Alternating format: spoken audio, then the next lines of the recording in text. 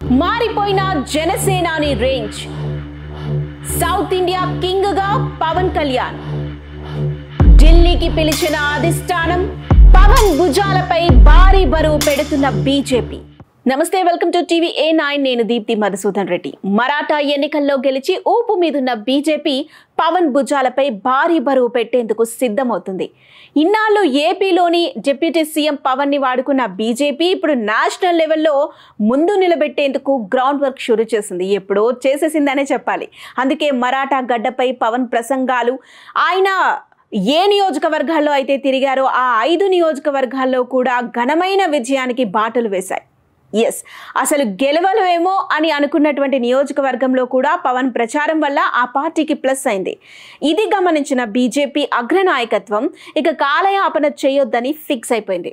అందుకే south India బాధ్యతలని Pawan భుజానికి ఎత్తాలని BJP అధిష్టానం వర్కౌట్ చేస్తోంది. సౌత్లో బీజేపీకి అయితే అంత పాజిటివ్ వాతావరణం లేనేలేదు.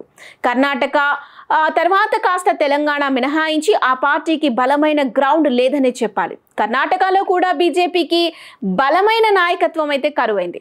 తెలంగాణలో ఇప్పుడిప్పుడే బలపడుతున్న బీఆర్ఎస్ను కాంగ్రెస్ ఎంతవరకు కంట్రోల్ చేస్తుందో మాత్రం క్లారిటీ లేదు.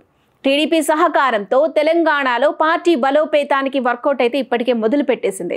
కాంగ్రెస్లోకి వెళ్లలేని నాయకులని బీజేపీలోకి తీసుకోకుండా టీడీపీలోకి పంపించే ప్రయత్నం మొదలు పెట్టేసింది. సో అటు చూసినట్లయితే టీడీపీ అధినేత చంద్రబాబు నాయుడు కూడా నెలలో 2 సార్లు తెలంగాణకి వస్తానని హైదరాబాద్ పార్టీ ఆఫీస్లో లీడర్స్తో మాట్లాడతానని చెప్పి తెలంగాణలో కూడా టీడీపీ పార్టీని బలోపేతం దిశగా అడుగులు వేస్తానని చెప్పి గతంలో చెప్పడం జరిగింది. అలాగే తెలంగాణ టీడీపీ అధ్యక్షుడు ఎవరు అనేది కూడా త్వరలో అనౌన్స్ చేయబోతామంటూ కూడా ఆయన గతంలో చెప్పారు. సో ఈ దిశగా అడుగులు వేస్తుంది. ఇలా తెలంగాణలో ఎన్డీఏ కూటమిని బలపరిచే దిశగా అయితే ఇప్పటికే వర్క్ స్టార్ట్ అయిపోయిందనే చెప్పొచ్చు. ప్రస్తుతానికి చూసినట్లయితే మహారాష్ట్రలో బీజేపీ తిరిగి అధికారం దక్కించుకుంది. సో ఇందులో పవన్ పాత్ర అయితే చాలా కీలకం. సో ఇకపోతే కర్ణాటకలో మరో 3 ఏళ్లలో ఎన్నికలు ఉన్నాయి. అక్కడ కూడా జనసేనానికి ఫాలోయింగ్ ఎక్కువే ఉంది. సో ఇక్కడ పవన్తో బహిరంగ సభలకు బీజేపీ వర్కౌట్ని స్టార్ట్ చేస్తోంది.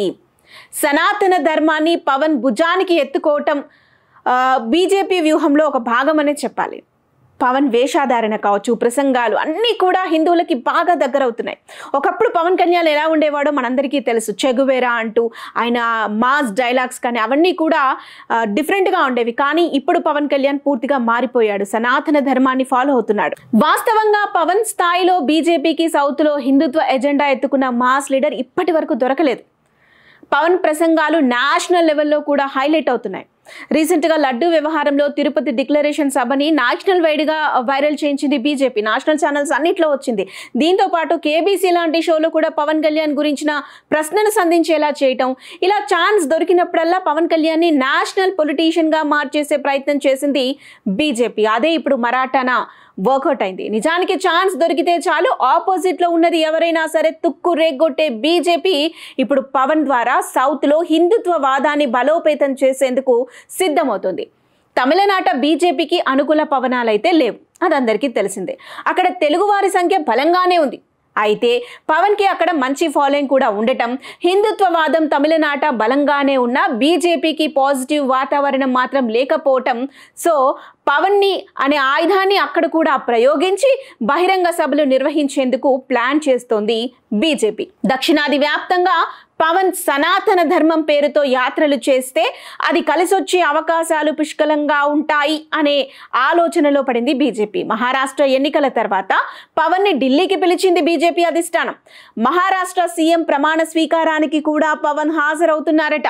అంతేనా, బీజేపీ కార్యవర్గ సమావేశ భేటీలో కూడా పవన్ పాల్గొంటున్నారు. ఈ సందర్భంలోనే పవన్ కి కీలక బాధ్యతలు అప్పగించనుంది బీజేపీ. సౌత్లో కాంగ్రెస్ క్రమక్రమంగా బలపడుతుంది. ఆ బలాన్ని అడ్డుకోవాలంటే పవన్తో సాధ్యమవుతుందని బీజేపీ ప్లాన్ వేస్తోంది. కానీ రాహుల్ గాంధీకి సౌత్లో మంచి ఇమేజే ఉంది. అయితే పవన్కి తెలుగు రాష్ట్రాల్లో ఫాలోయింగ్ ఉంది. ఇప్పుడు మహారాష్ట్రలో కూడా ఫాలోయింగ్ ఉందని రుజువైంది. అందుకే ఇక ఆలస్యం చేయకూడదని బీజేపీ డిసైడ్ అయింది. ఇంకో పక్క జమిలీ ఎన్నికలపై కేంద్రం ఫోకస్ చేస్తూనే ఉంది. అది కూడా అందరికీ తెలిసింది. ఈ సమయంలో సౌత్ చాలా కీలకం కానుంది.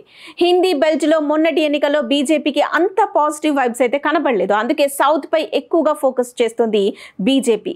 ఏపీలో టీడీపీతో స్నేహం చెడకుండా ఇతర రాష్ట్రాల మీద దృష్టి సారించి బలోపేతం కావాలని మోదీ, అమిత్ షా భావిస్తున్నారు. గతంలో ఎన్నడూ లేని విధంగా ఇప్పుడు దక్షిణాది రాష్ట్రాలకు నిధులు కూడా కేటాయిస్తున్నారు. టీడీపీతో ఇబ్బంది లేకుండా నిధుల కేటాయింపు చేస్తూ సీఎం చంద్రబాబు డిమాండులకి సహకరిస్తున్నారు బీజేపీ. అమరావతి, పోలవరం రైల్వే జోన్పై ముందడుగులు బలంగా పడుతున్నాయి.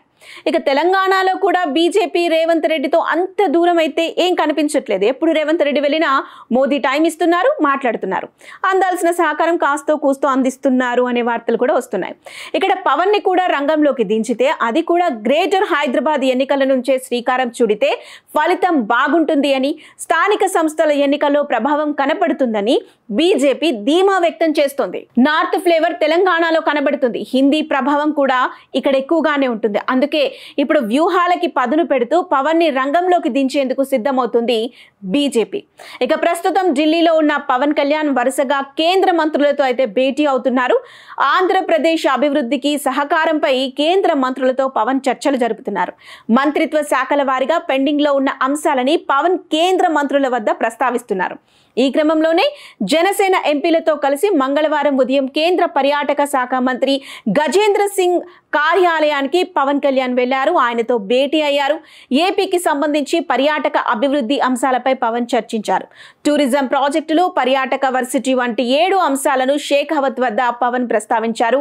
ఏపీకి సుదీర్ఘ సముద్ర తీరం ఉందని, ఏపీలో పర్యాటక విశ్వవిద్యాలయం కూడా ఏర్పాటు చేయాలని షేకావత్ ని పవన్ కోరారు. పవన్ అడగటం, కేంద్ర మంత్రి అంగీకరించకపోవటమా?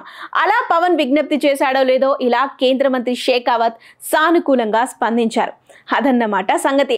మొత్తానికి సౌత్ లో బీజేపీ పాగా వేసేందుకు పవన్ కళ్యాణ్ ని రంగంలోకి దింపుతుంది. మరి అటు ఆంధ్రప్రదేశ్, ఇటు మహారాష్ట్రలో సక్సెస్ అయిన పవన్ కళ్యాణ్ ఓ పక్క తమిళనాడు, ఇంకో పక్క కర్ణాటకలో ఏ మాత్రం సక్సెస్ అవుతారో చూడాలి.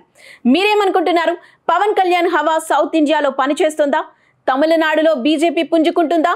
కర్ణాటకలో మరోసారి ఎన్డీఏ విజయం సాధించగలదా? మరి తెలంగాణలో, మరీ ముఖ్యంగా హైదరాబాద్ లో రాబోయే జీహెచ్ఎంసీ ఎలక్షన్స్ లో ఎన్డీఏ మేయర్ పీఠాన్ని దక్కించుకోగలదా? మీ ఒపీనియన్ ని కామెంట్ రూపంలో మాకు తెలియజేయండి.